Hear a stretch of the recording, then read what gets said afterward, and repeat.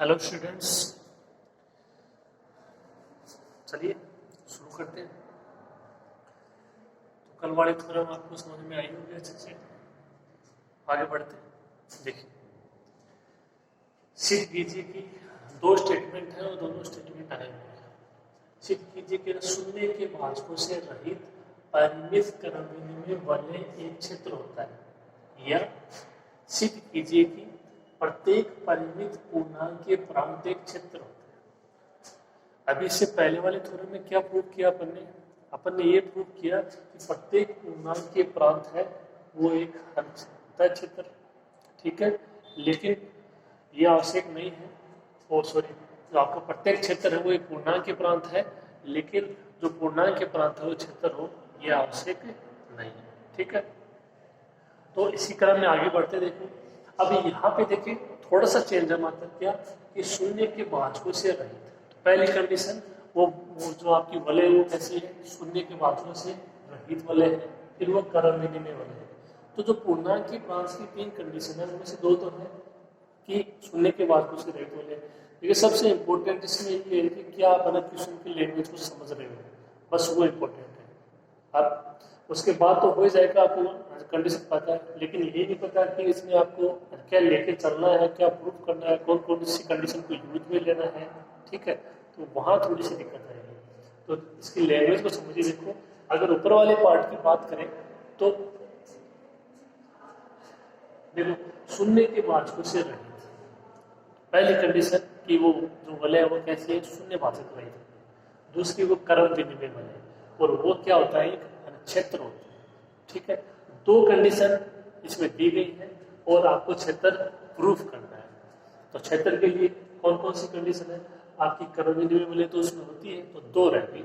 कौन सी, एक तो इकाई सहित वलय आपको प्रूफ करना होगा, यानी गुणन संक्रिया के लिए उसमें तत्समक अवयव का अस्तित्व होना चाहिए, और एक वही कि अपना जो भी लेते हो आर, कि उसके प्रत्येक शून्यतर अवयव का गुणात्मक प्रतिलोम आर में विद्यमान होना चाहिए। तो ये तो बात रही ऊपर वाले स्टेटमेंट की। अब बात करें नीचे वाले स्टेटमेंट की कि प्रत्येक आपका परिमित पूर्णांक के प्रांत।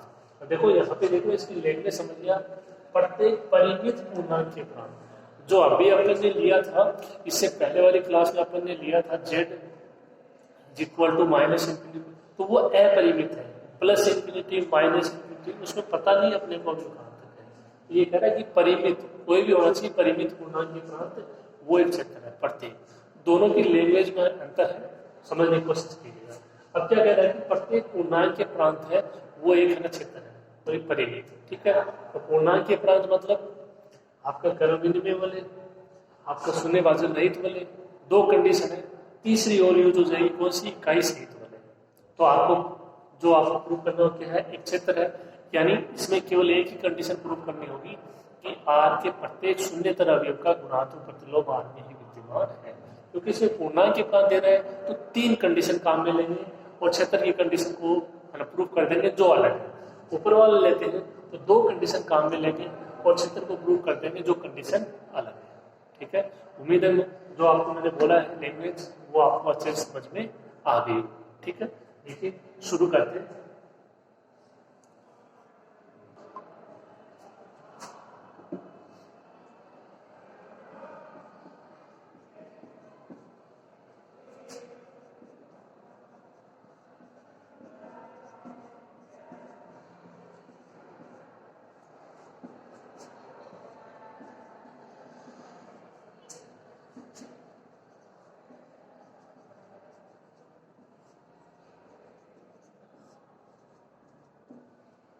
यदि आर के एक शून्य भाजक रहित वलय तथा क्रम विनिमय वलय, मैं ऊपर वाले को लेके आपको प्रूफ करवा रहा हूँ, उससे क्या होगा, देखो यहाँ से मैं दो कंडीशन इसमें आपको लेता हूँ और ये प्रूफ कर देते क्षेत्र। तो यानी दो कंडीशन प्रूफ करनी होगी। आप यदि इसको लेके करते हो तो आपको इसमें तीन कंडीशन लेनी है, यानी जो वहाँ पे दो कंडीशन प्रूफ करनी होती है उनसे केवल एक ही करनी होगी। तो एक को आप छोड़ सकते हो अगर ये नीचे वाला स्टेटमेंट आता है, कौन सी को, इकाई सहित वलय को, तत्सम की वलय को, ठीक है। देखिए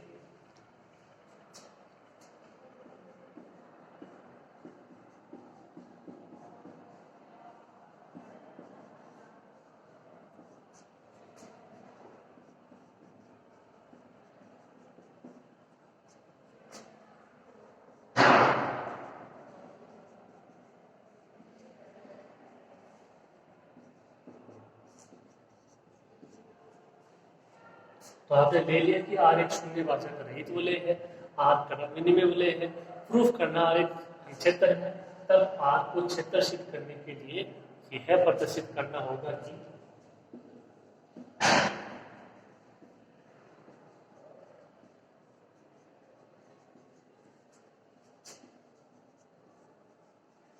आर एक इकाई सहित वलय है।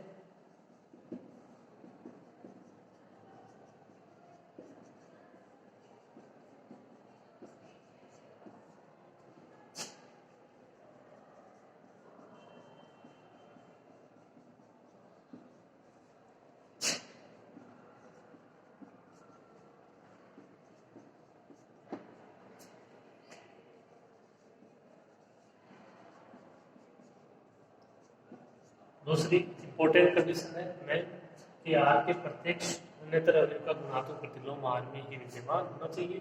3 होती है, लेकिन ये तो इसमें दी गई है कि कर्म विनिमय फल है। अब यदि पूर्णांक के गुणात्मक वाले लेते हो तो ये आपका आ जाएगा, ठीक है साथ में। और ये तो है केवल आपको ये प्रूव करना है, ठीक है। क्वेश्चन की लैंग्वेज आप समझ गए होंगे। इस पार्ट में आपको क्या प्रूव करना है, इस पार्ट में क्या प्रूव करना है। ऊपर वाला करवा रहा हूँ, इसमें दोनों आ जाएंगे।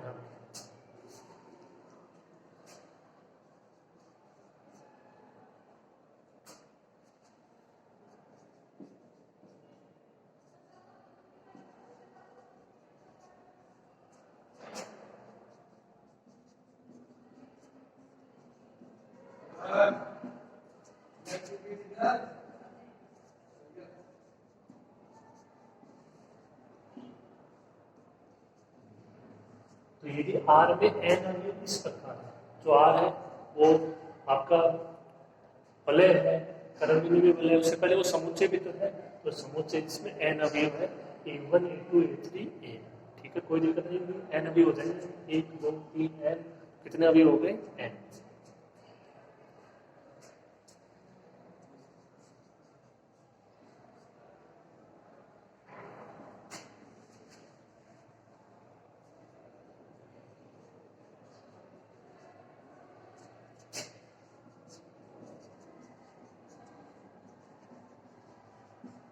और देखिए एन एक्स है वो आर का अवयव है, लेकिन अवयव कैसा है, एक अशून्य एक्स है, वो आर का एक अशून्य अवयव इस प्रकार है। तो यहाँ पे अक्स भी किसका अवयव है, आर का एलिमेंट है, लेकिन वो है कैसा, वो अशून्य है, ठीक है। तब देखिए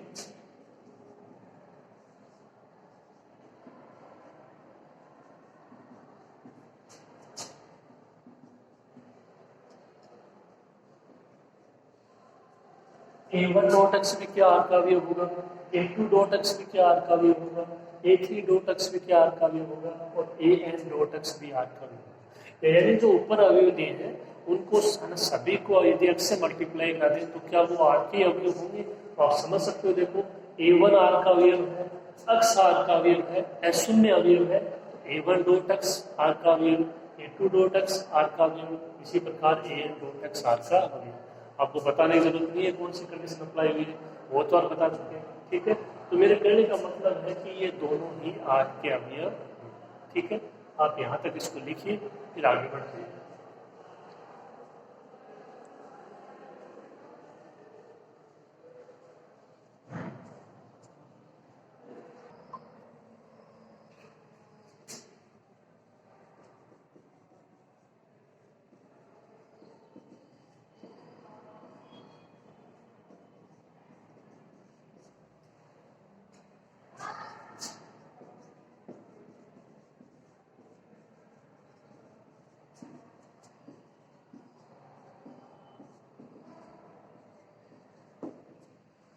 देखिए सबसे पहले आपको इसमें प्रूव करना है कि आपके जितने भी अवयव हैं वो सभी ना भिन्न भिन्न है, क्योंकि यदि समान होंगे तो वो एन अवयव कहाँ रहेंगे, ठीक है।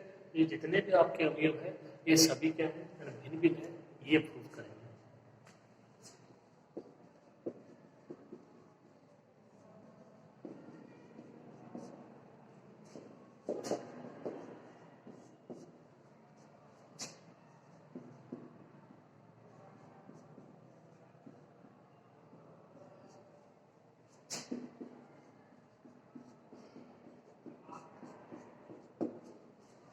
अब ये भी संभव हो तो माना कि, तो ये वर्ड आ जाता है, वहां आपको समझ आना चाहिए कि कॉन्ट्राडिक्शन से प्रूव करना है विरोधाभास विधि से। ठीक है, तो यदि संभव हो तो माना कि, यानी जो प्रूव करना है उसका विपरीत लेंगे।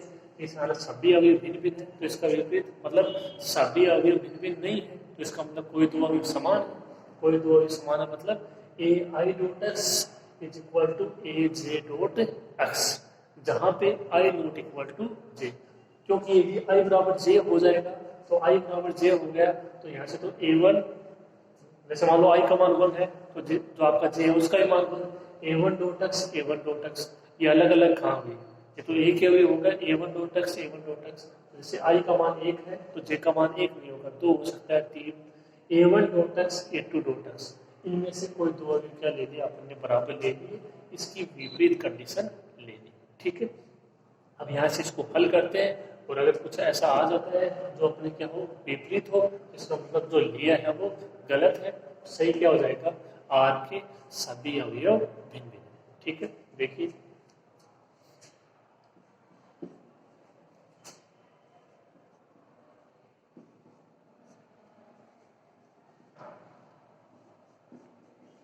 इसको क्या लिख सकते हैं, ए आई डॉट एक्स, ये इधर आएगा तो minus A J dot X is equal to 0।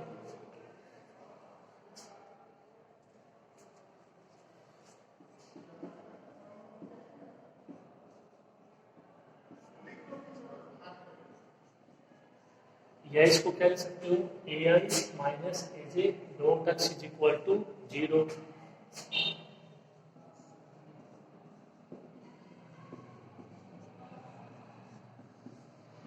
वाम बंटनता से। ठीक है, ये था B plus C dot A, ये मान आएगा वापस।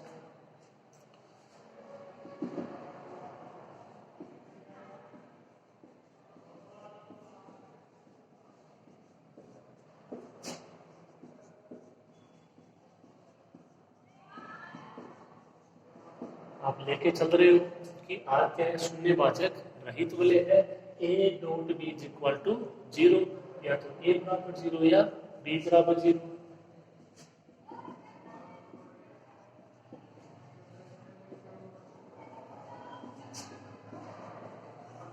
यहां से क्या बोलोगे, या तो A I minus A G is equal to 0 या एक्स इज इक्वल टू 0, लेकिन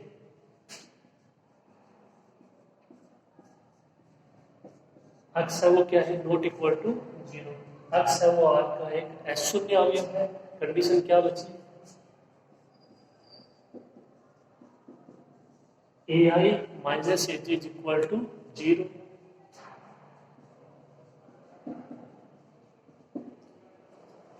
यहां से A I is equal to A जी,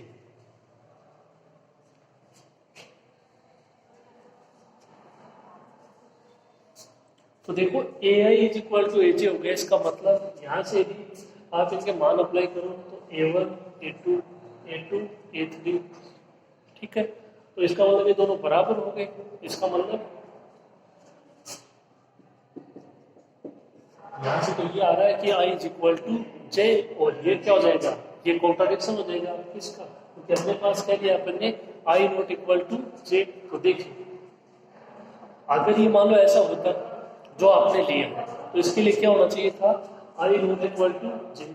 इसको हल किया, क्या आया, आई इज इक्वल टू जे। इसका मतलब जो आपने ये लिया है इस कंडीशन के अकॉर्डिंग ये सही नहीं है, तो सही क्या हो जाएगा, आर के सभी अवयव भिन्न। ठीक है,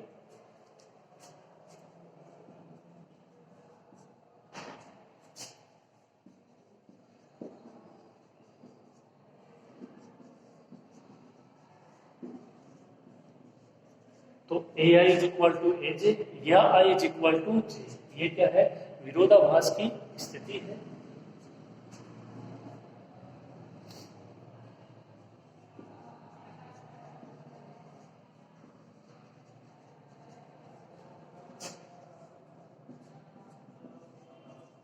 इसका मतलब जो अपन ने लिया वो गलत है, तो सही क्या हो जाएगा, आर के सभी अवयव भिन्न भिन्न।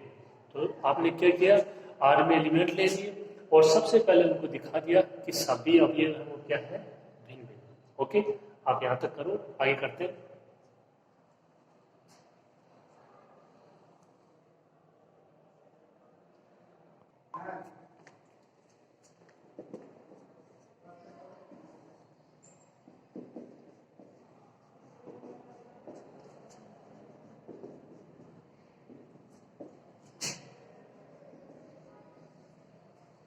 अब देखिए ये आपके आर के अवयव है। दो कंडीशन अपने को दिखानी है कि आर वो इकाई सहित वाले है, और जो आपका उसके एक और कंडीशन है इसके क्षेत्र की कि प्रत्येक घन शून्येतर अवयव का गुणात्मक प्रतिलोम आर में ही विद्यमान होना चाहिए। देखिए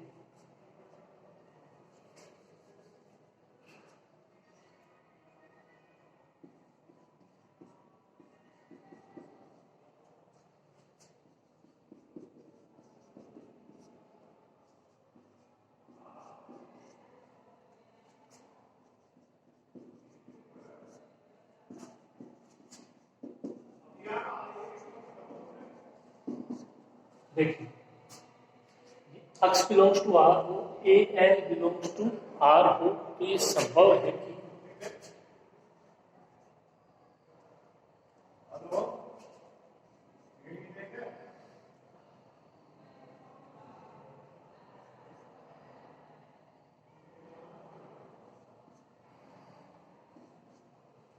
देखिए x dot A L is equal to x। x आपका आर का अवयव है, x डॉट ए एल ये क्रम में है, तो आप इसको x डॉट ए एल और ए एल डॉट x सारा दोनों लिख सकते हो, शुरू में दिया गया जो लेके चल रहे हैं। ठीक है, तो x dot A L is equal to x। x अवयव हो गया, x को इससे मल्टीप्लाई करा रहे हैं तो x आ रहा है। तो किसकी कंडीशन है ये गुणन से के लिए तत्समक अवयव की कंडीशन है। अब आप कहोगे कि इसको तो प्रूव करना था, हम काम में ले रहे हैं।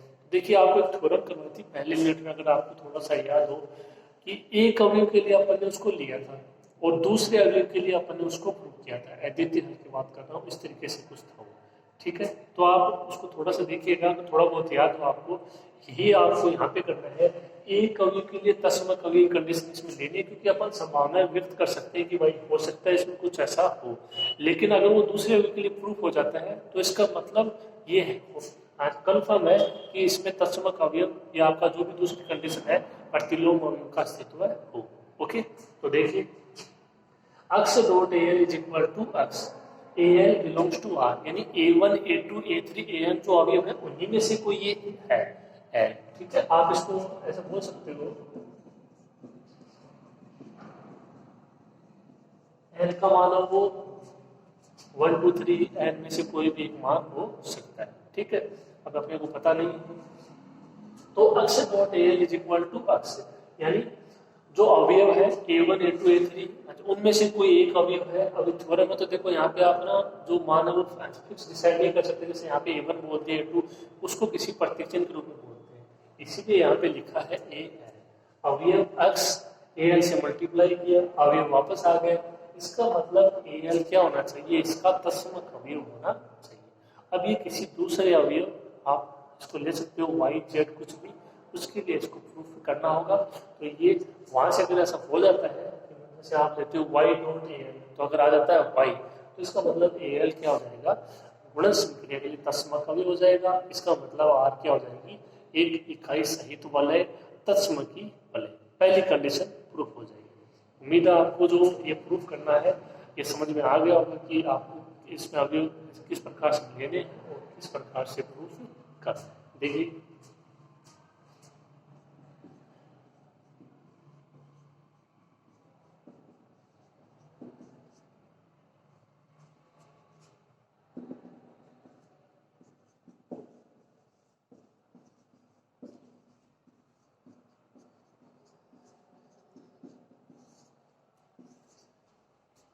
x डॉट ए एल को आप ए एल डॉट x भी लिख सकते हो। ए एल और x वो दोनों यार क्या है और आर वो क्रम विनिमय वाले हैं। क्रम विनिमय वाले की परिभाषा a डॉट b बराबर b डॉट a। ठीक है, दोनों आर के एलिमेंट है। इसको आप ऐसे भी लिख सकते हो, इसका मान x है तो इसका मान भी x। ठीक है, तो x dot A L is equal to x is equal to a l dot x, ये समीकरण 1। ठीक है ना, अब देखिए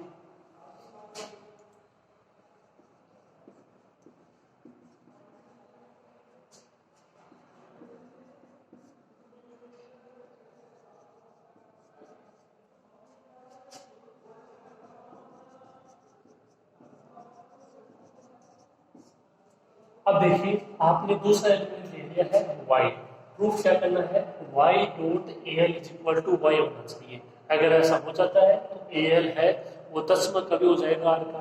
ओके, फिर देखिए वाई आर का एलिमेंट है, तो इसका मतलब जो y का मान होगा, अब R में देखिए अवयव है किस प्रकार के, a1 dot x, a2 dot x, a3 dot x, an dot x, इस प्रकार के अवयव। ठीक है, तो यदि इस प्रकार के अवयव है और आप अवयव ले रहे हो किसमें, R में, कौन सा, y, तो इसका मतलब जो y है उसका मान इन्हीं में से कोई एक होगा। इतनी बात कंफर्म होनी चाहिए आपके। तो जो y का मान है वो मैं लिख रहा हूँ, देखो an डॉट x।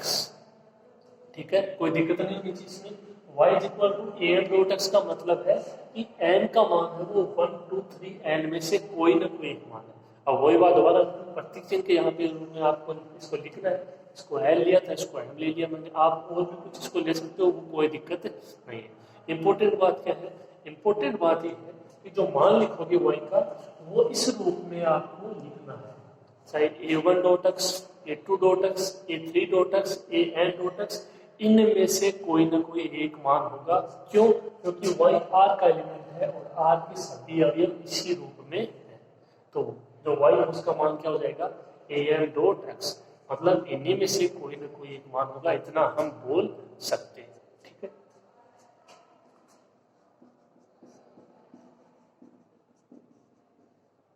n का मान 1 2 से लेके n कुछ भी हो सकता है।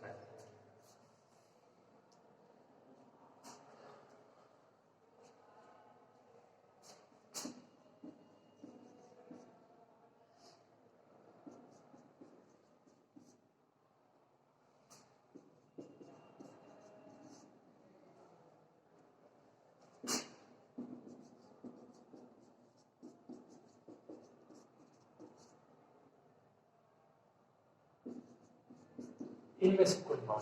ठीक है, तो ये हो गया y is equal to m dot x. अब जो मूल है उसकी तरफ चलते हैं, इसको बोलते हैं समीकरण 2।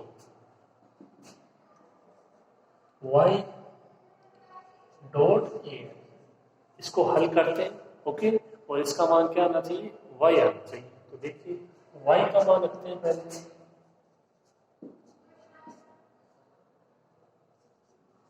तो y उसकी जगह ए एम डॉट एक्स, समीकरण 2 से इसको क्या ले सकते हो,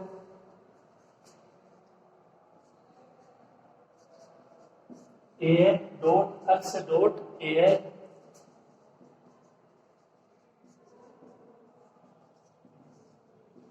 ठीक है, गुणन के लिए सातरियता से, आप समझ गए होंगे। एक्स डॉट ए एन, एक्स डॉट ए एल का मान एक्स, इसके बाद देखोगे आप ये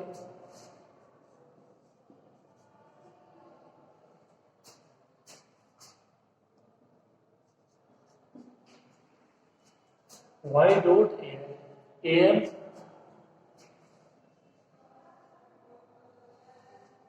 एक्स डॉट ए एल का मान एक्स हो जाएगा समीकरण 1 से,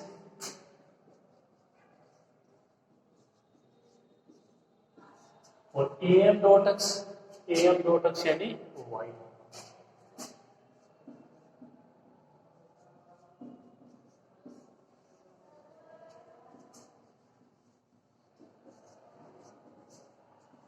समीकरण 2 से, तो y डॉट ए एल आप इसमें लेके चले थे। ठीक है, y का मान रख दिया, गुणन के लिए साचरित अप्लाई की, समीकरण 1 का यूज किया, फिर 2 का यूज किया, y dot A L is equal to आ गया y।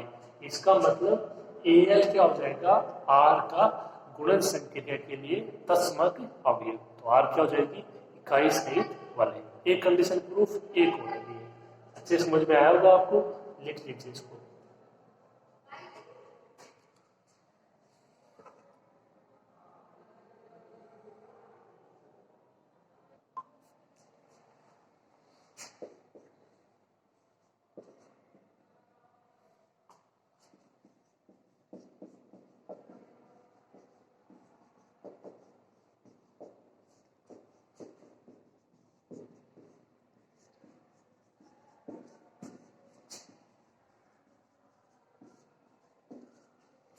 तो देखिए एल क्या हो जाएगा, आर का गुणन संकेत के लिए तस्मक अवयव, और यही परिभाषा होती है इकाई सहित वलय की।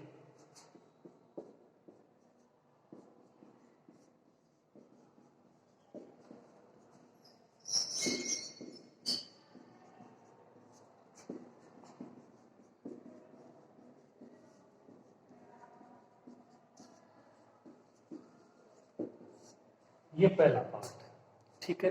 अब दिखाना है कि आपके प्रत्येक शून्येतर अवयव का गुणात्मक प्रतिलोम है वो आर में ही विद्यमान होना चाहिए, ठीक है। आगे देखिए,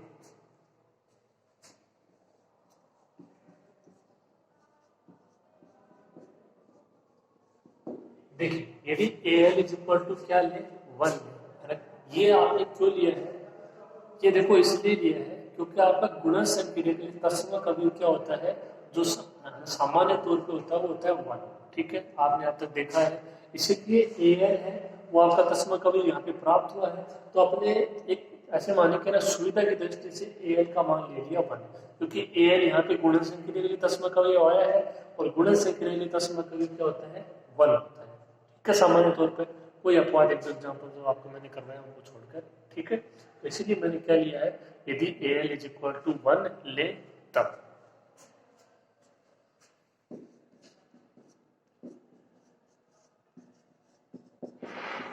तो इसका मतलब है कि एक है वो आर का अवयव होगा, 1 बिलोंग्स टू आर। आप इसको ऐसे बोल सकते हो कि ए एल है वो आर का अवयव होगा, ठीक है। तो किसका तस्मक अवयव, तो इसका तो अवयव तो है ही ना, तो आप एक को भी समझ सकते हो चाहे ए एल को समझ लो, ठीक है। बात है वो एक ही है, तो 1 बिलोंग्स टू आर होगा। अब देखिए आर में अवयव है किस प्रकार से, जो अवयव उनको देखिए आप ध्यान से, a1 dot x, a2 dot x, a3 dot X, dot dot dot an dot x. समझने वाली बात क्या है कि एक है वो आर का अवयव है, ठीक है। और जैसे अभी अभी आपने बोला कि जो आपका y है वो आर का अवयव है, तो जो y का मान है वो किस प्रकार होगा, वो am डॉट एक्स के रूप में होगा, यानी जो r के अवयव है उन्हीं में से कोई एक अवयव होगा। अब इसी प्रकार इसको सोच लीजिए कि एक है वो आर का अवयव है, इसका मतलब एक का मान है वो a1 dot x, a2 dot x, a3 dot X, dot dot dot an dot x में से कोई एक मान होगा। अब वो कौन सा होगा अपने को पता नहीं, लेकिन होगा जरूर ये कंफर्म है, ठीक है। तो एक है वो आर का अवयव है, तो एक का मान होगा किस तरीके से वो देखिए।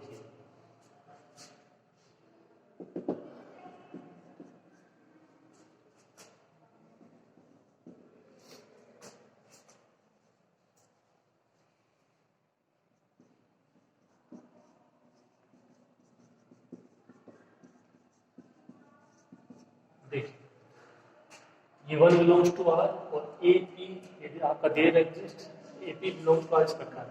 ए पी आप उसकी जगह देखो मैंने एल ले लिया है, एन ले लिया है, तो उस हिसाब से मैंने पी लिया। आप और भी कोई प्रतीक चिन्ह इसमें ले सकते हो, कोई दिक्कत वाली बात नहीं। तो A P belongs to R इस प्रकार है कि देखिए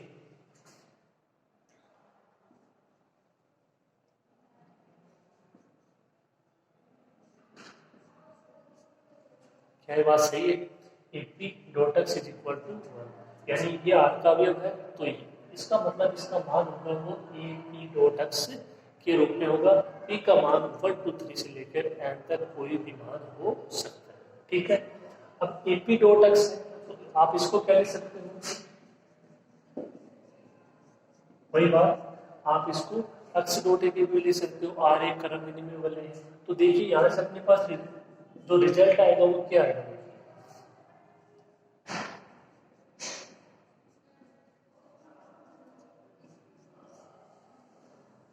x dot A P is, और ये दोनों बराबर है, इसका मान 1 है, is equal to 1 is equal to A P dot x.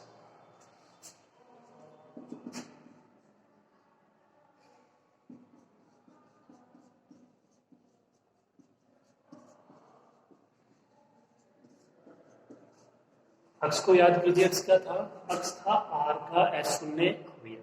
तो क्षेत्र वाली एक कंडीशन आपको प्रूव करनी है, उसका स्टेटमेंट सोचिए क्या था, आर का प्रत्येक शून्येतर अवयव का गुणात्मक प्रतिलोम आर में ही विद्यमान होना चाहिए। तो आर का प्रत्येक ना शून्येतर अवयव मतलब अशून्य अवयव, तो अक्ष बिलोंग्स टू आर, जो अक्ष अवयव आर का कैसा अवयव है, शून्येतर अवयव है, अशून्य अवयव, ठीक है। इतना फिर ये देखिए अवयव, ये आप इतने को सोच लीजिए एक बार कि अक्ष 2 AP = 1, ये कौन सी कंडीशन है? यह अक्ष अवयव किसका? आर का अवयव है कैसा? शून्य अवयव है। इसको मल्टीप्लाई किया किससे? AP से, इक्वल टू क्या आ गया? 1। आप इसको AL भी ले सकते हो, उससे कोई दिक्कत नहीं है। जहां पे ये समझना है कि ये क्या है, तस्मक अवयव है, तो ये वही कंडीशन है A स्टार B = E। ठीक है, B है वो A का गुणन संक्रिया के लिए प्रतिलोम अवयव। तो देखिए R के अवयव अक्ष का गुणात्मक प्रतिलोम है AP, क्योंकि बराबर में है 1। ये इसकी दूसरी कंडीशन हो जाएगी। ठीक है, तो R के प्रत्येक शून्येतर अवयव का गुणात्मक प्रतिलोम, जो कि क्या है? AP है, वो R में ही विद्यमान है। जो AP है वो R में नहीं है क्या? R में ही तो है। ठीक है, तो ये कंडीशन इससे क्या बोलोगे? R के प्रत्येक शून्येतर अवयव का गुणात्मक प्रतिलोम R में ही विद्यमान है। इसका मतलब R क्या है? एक क्षेत्र है। बस इतना सा इसमें प्रूफ करना है। समझने वाली बात है देखो इसमें कि अक्ष क्या है? R का शून्येतर अवयव है, अशून्य अवयव है। इस कंडीशन को पहचानना होगा। एक गुणन संक्रिया के लिए प्रतिलोम अवयव की कंडीशन है A स्टार B = E, जहाँ पे तस्मक अवयव, तो यहाँ पे तस्मक अवयव 1 ले लो, A ले लो, कोई फर्क नहीं पड़ेगा। यहाँ पे A लिख दोगे तब भी वही है। ठीक है, प्रूफ तो वही होना है कि R के प्रत्येक शून्येतर अवयव का गुणात्मक प्रतिलोम R में विद्यमान है। आप दे सकते हो AP है वो R में तो है। ठीक है,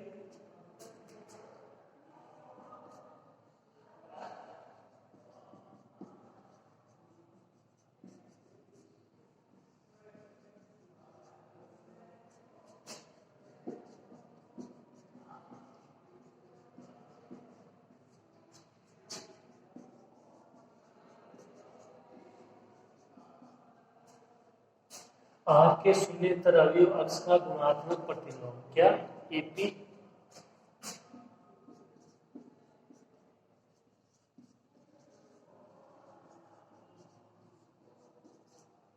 R में ही विद्यमान है।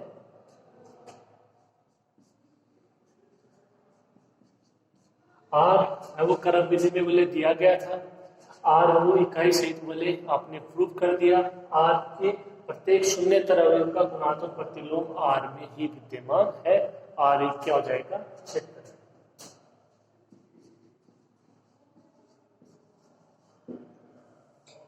यही आपको प्रूफ करना था। ओके, तो ये थ्योरम थी।